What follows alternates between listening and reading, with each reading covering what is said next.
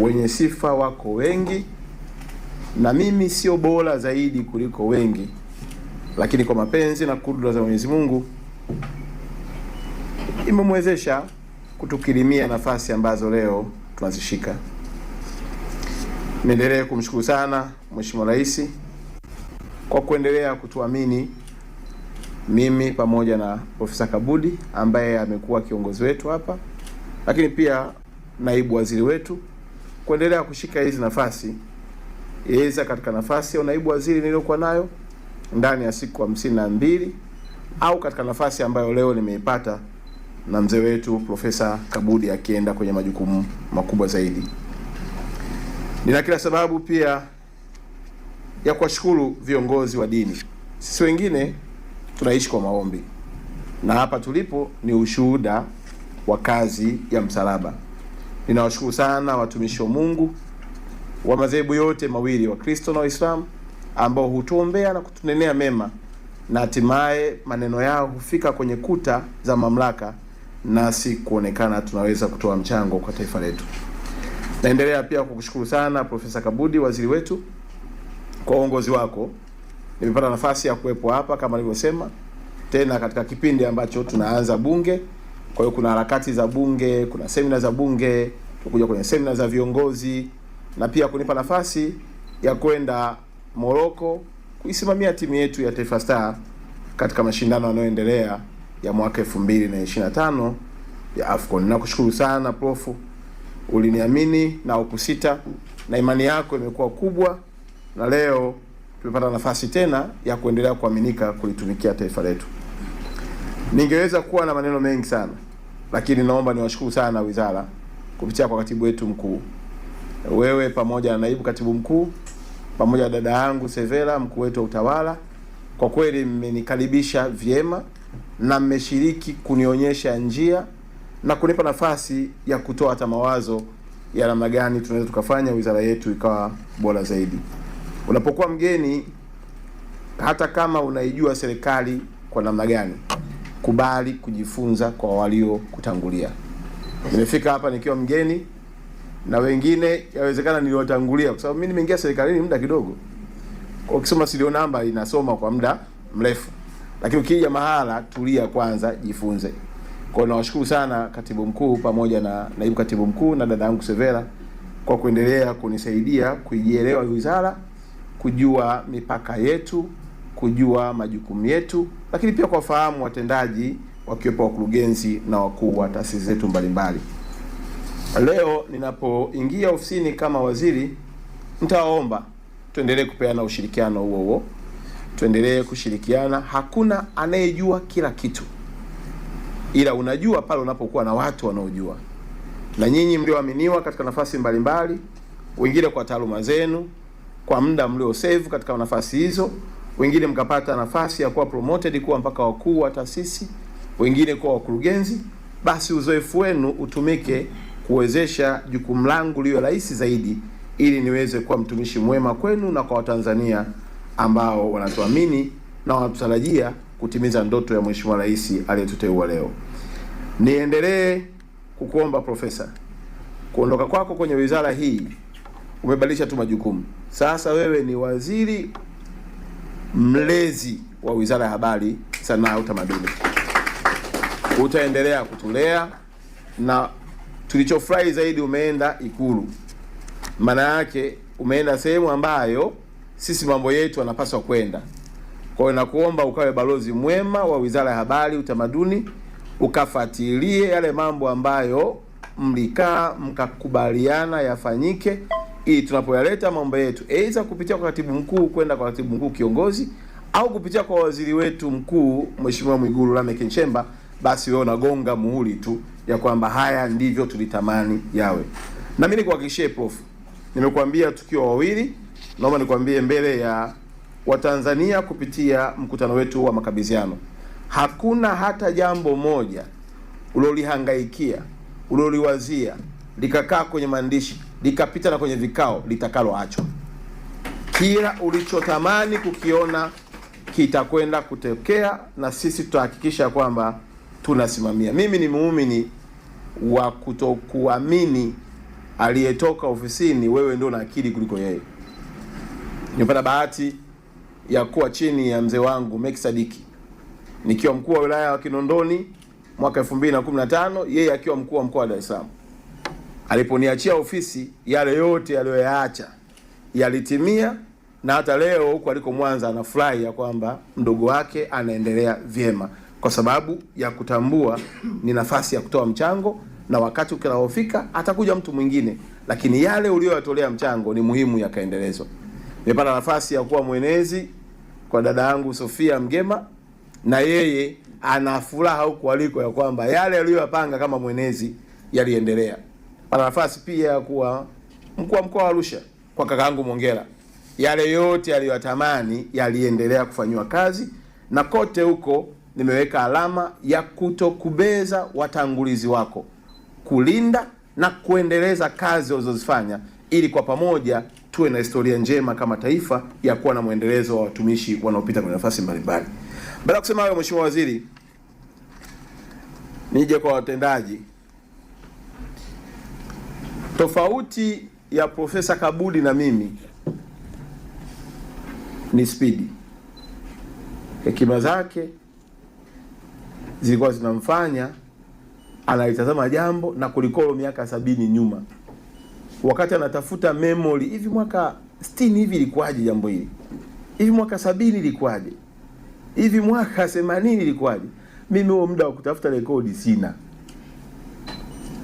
Naomba watendaji wa wizara, kila mtu kwanza ukae kwenye kiti chako wene na ufunge mkanda wako vizuri. Hili ndilo ambalo limechangia kunifikisha hapa. Tabia yangu inajulikana. Aidha wanaweza kukujuza watu kwa matakwa wanaotaka, lakini kwangu mimi tabia yangu mimi sio unafiki. Sina tabia ya kukuchekea wakati moyoni imekununia. Sina tabia ya kukununia wakati moyoni na kuchekea. Furaha yangu utaiona na hasira yangu utaiona. Ninawaomba watendaji wote katika idara zote na taasisi zote, kila mtu akae kwenye kiti chake na aenee. Nilikuwa natafakari hapa wakati wa utambulisho, nikamwona kijana mahiri kabisa anatambulishwa ndio mkuu wa mambo ya utamaduni. Kaa kwenye kiti chako uenee. Watu wa utamaduni wamebakiza jukumu moja tu la kuomba vibali. Yaani wao kazi yao kwenye mawilaya na mikoa kufuatilia watu kupata vibali. Yaani vile vibali vile wanafuatilia zile hela. Hakuna kazi nyingine inayofanyika. Na tunalipwa mshahara na serikali imetutawanya nchi nzima. Brother, kaa, funga mkanda wako, ni wakati wa kupaa. Ndugu zangu, kwenye kila idara najua ukienda kwenye michezo, tuna michezo takriban zaidi ya 80,000 kwa dunia nzima ambayo inachanganya mpaka na tamaduni. Lakini ukienda kwenye michezo inayotambulika na kurasimishwa na ina mashirikisho ni zaidi ya michezo 20,000. Hapa Tanzania michezo yetu haizidi 10. Tena mpira wa miguu ndio unaongoza, mingine na suasua. Ukienda hata kwenye basket mpaka tumemwachia kijana mmoja Musa, yeye ndio anahangaika peke yake kama ndio wa michezo. Mtu wa michezo, kaa kwenye kiti yako na uenee. Kwenye habari tuna kazi kubwa, tuna maafisa habari mpaka kwenye wilaya. Ndio nafika mahala wa Tanzania wanaenda kulalamika kwa wanahabari huko mtaani. Wanahabari wanaamua kuripoti kero ya wananchi iliyotokea kwenye halmashauri zetu, kwenye wilaya zetu. Na inafika kipindi tunawachukia wanahabari wanaoripoti yale ambayo walipaswa kuripoti na maafisa habari tulionao sisi wenyewe. Mkurugenzi na msimamizi na mkuu wa idara, naomba ukae kwenye kiti chako na uenee. Ndivyo ilivyo hivyo kwenye sanaa. Ndivyo ilivyo kwenye maeneo mengine. Ninasema hivyo kwa sababu mimi muda wa kusubiri sina. Umri wangu huu, nisipokuwa na spidi ya kutimiza ndoto za Watanzania waliomwamini Daktari Samia wakamteua, na mimi nitakuwa siandiki alama njema kwenye kizazi kilichopo. Ninafahamu ya kwamba kote nilikopita na nyinyi watumishi mmepata nafasi nzuri ya kufuatilia utendaji wangu wa kazi, na mimi nimefanya kazi vizuri katika maeneo mbalimbali, na tumeishi na watu vizuri, na tumeagana kama hivi. Leo Prof anavyoondoka, mioyo yetu wengine tunasononeka. Nilikuwa namtania Prof, nilikuwa ishanogewa. Unajua ukikaa wewe juu hapa, sisi tuko huku tunajifichia humo. Kuna mahala pengine unajua naibu kudoji ni rahisi. Unajua tu kama zigo ikidondoka litamdondokea nani? Sasa ukishakuwa full minister, maana yake usiku na mchana unatakiwa dira, vision na mikakati na namna ya kuexecute unahakisha unasimamia. Kwa hiyo sio kazi rahisi ya kusimamia taasisi. Ninaomba tusiangushane. Ningetamani kuiona wizara hii kama alivyosema Prof. Watu wanaiona kama ni wizara ya kawaida. Hii wizara na kuhakikishia ndani ya mwaka mmoja, kama Mungu atatupa uhai na kubaki hapa, kila mtu aliyoko kwenye wizara nyingine ikiwemo wizara ya fedha watatamani kuhamia wizara ya habari, michezo na utamaduni. Tunakwenda kubadilisha mpaka namna ya kuvaa. Ukiwa unafanya kazi kwenye wizara hii unavaa vibaya nje ya geti. Kwa sababu watu wote wenye hela wako wizara nini? Matajiri wote wako kwenye hii wizara. Celebrity wote nchi duniani wako wapi? Watu wanatumia magari kama ni Bugatti, Porsche Cayenne, G-Wagon wako wapi? Watu wanavaa saa za maana wako huko. Sasa wewe unaowakilisha kwenye nchi, ukitembea kinyonge nyonge, manake mlango huu utakuwa mgumu kidogo kuingia. Kwa hiyo naomba kuanzia kwenye muonekano, lazima tuhakikishe tunaiwakilisha wizara yetu kikamilifu. Na natamani watumishi wote mlioko hapa na ambao hawako hapa watembee kifua mbele ya kwamba wizara yao ni namba moja kwa kila kitu. Sisi ndio wale watu ambao mtu wa madini akishapata hela anakuja huku. Mtu wa madini akipata hela, mtu wa maliasili akipata wateja kule anakuja wapi? Yaani matumizi yote yako wapi? Yako huku. Hata wale ambao walikuwa hawana hela, wanawatamani watu wa huku, wakipata hela wanaanza kuwawinda. Wakiwa hawana hela hawezi kuwatafuta. Nafikiri nikisema hivyo mtakuwa mmenielewa. Kwa hiyo naomba sana ndugu zangu, hakikisha kwamba tunafanya kazi kwa bidii. Jisikie fahari ya kwamba kila kona ya nchi hii watu wanajua kazi yako.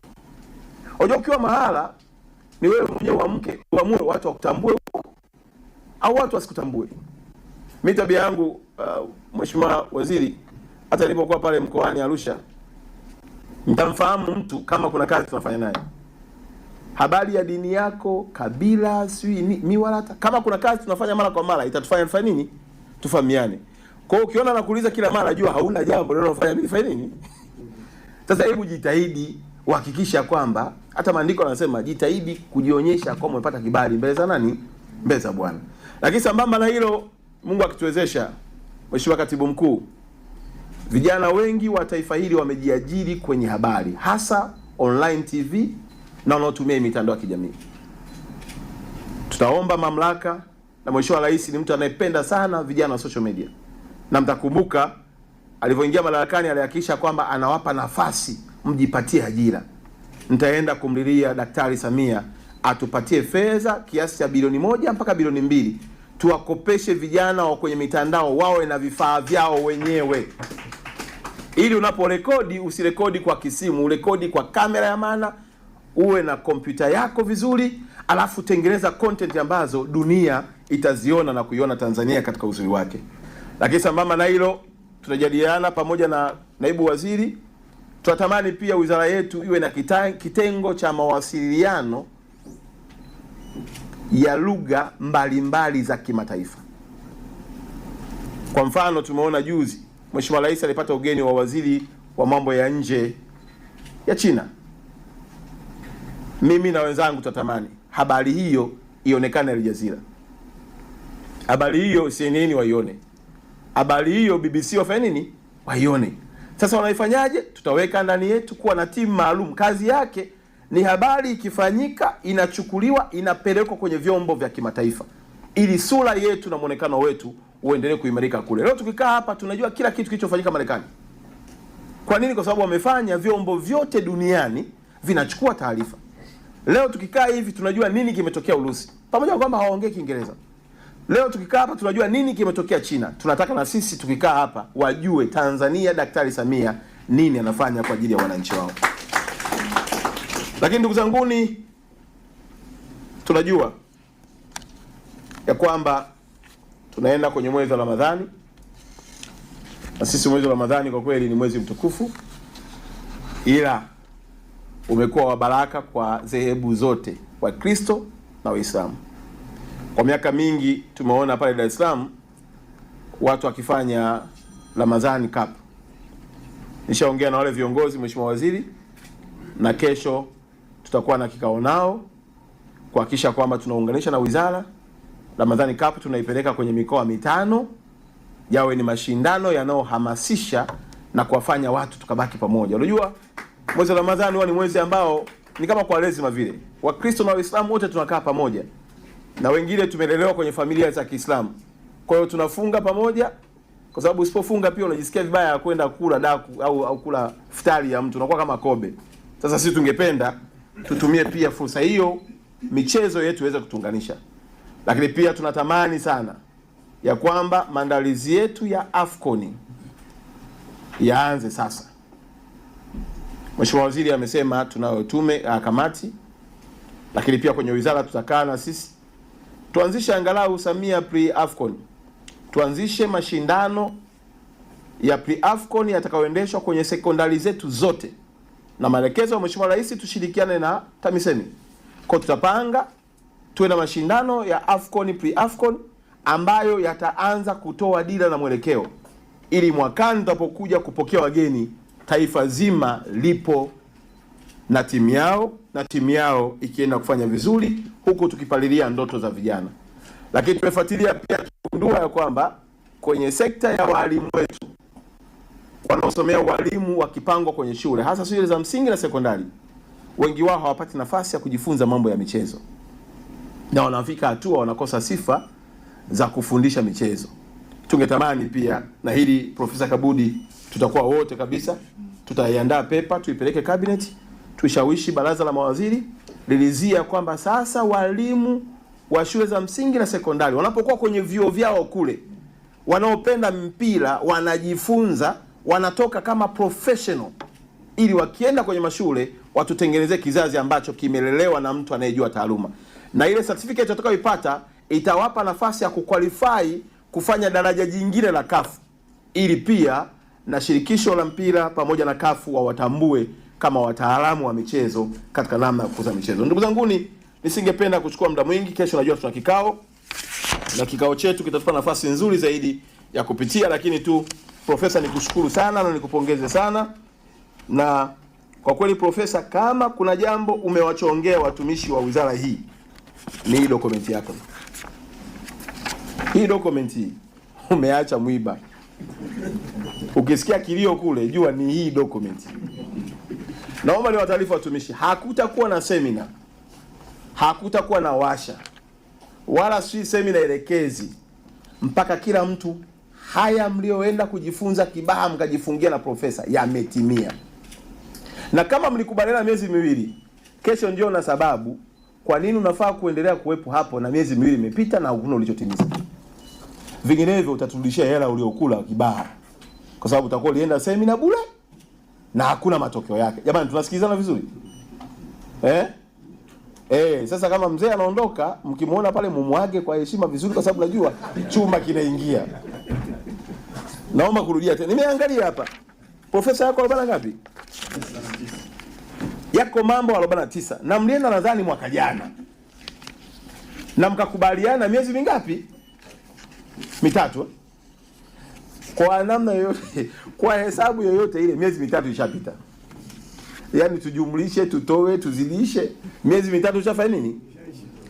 Kesho iko mwezi wa 3 mwaka jana. Maana yake mmekula bonus miezi 3. Kama ni mwezi wa 3, maana yake wa 6 mlishamaliza. Mkaongeza miezi mingine 3, wa 9. Mkaongeza mingine miezi 3, wa 12. Leo tuko, maana yake imeshaenda zaidi. Kesho tunapitia hii document, wala hatuna kikao kingine. Serikalini tuna business as usual. Mnakutana kikao, mnachukuana sehemu, mnapelekana retreat, mnakula posho, mnagonga cheers, mnatoka pale mmeelewa, mnaweka na maazimio. Hakuna kinachotokea. Kesho tunapitia hii document. yoyote yule ambaye anajua kwenye hii document hakuna hata moja aliyolifanya, njoo na sababu kwa nini unafaa kuendelea kuwa mkuu wa hiyo ofisi iliyopo. Vinginevyo tukuombee mamlaka zingine zikuchukue, yawezekana unafaa sehemu nyingine. Asanteni sana na karibuni kwa ajili ya kufanya kazi.